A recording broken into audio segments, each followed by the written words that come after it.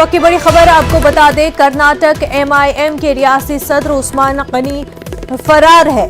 मुतनाज़ा बयान देने के बाद उस्मान फरार हो चुके हैं। अलकल शहर में कशीदगी का माहौल है। हिंदू तंजीम में चिरागपा है। मजलिस के सरबराह असदुद्दीन ओवैसी इस पूरे मामले पर खामोश है। भारत माता की जय नारे के ताल्लुक से उस्मान ने बयान दिया था और उस बयान देने के बाद से उस्मान फरार है।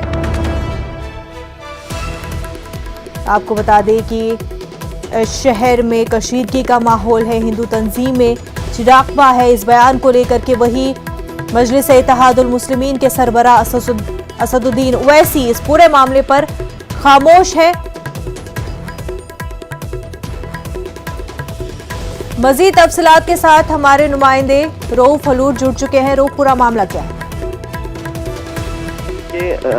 मजलिस इत्तेहादुल मुस्लिमीन AIMM के रियासती सदर उस्मान गनी हुमनाबाद इस वक्त फरार हैं।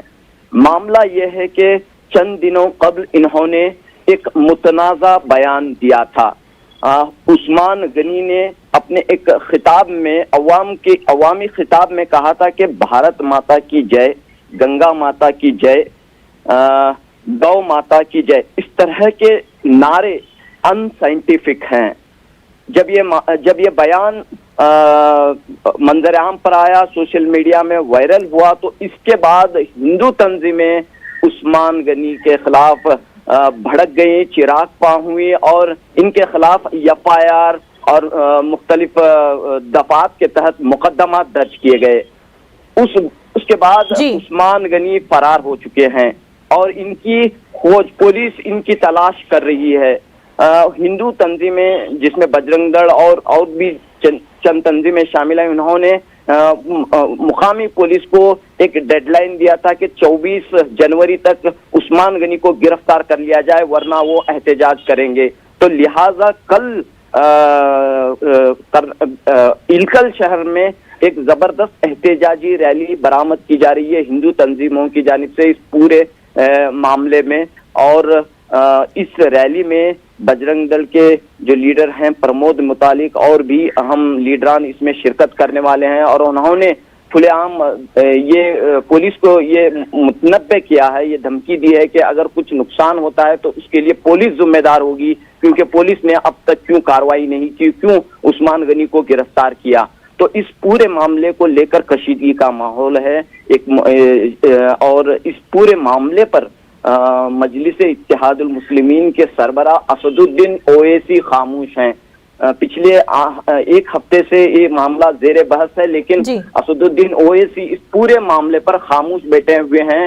और मुकामी मुस्लिम तंजीमों के लिए एक तशवीश की बात यह है कि आखिर उस्मान गनी कहाँ फरार हो गए हैं, क्यों वो इस पूरे मामले में पुलिस के सामने हाजिर होकर अपनी सफाई क्यों नहीं पेश कर रहे हैं। तो इस लिहाज से कर्नाटक के इलकल शहर में इस वक्त कशीदगी का माहौल बना हुआ है। उस्मान गनी फरार हो चुके हैं। मुस्लिम तंजीमें बार बार ये अपील करती हुई आ रही हैं कि माहौल को जो है खराब करने की कोशिशें की जा रही हैं।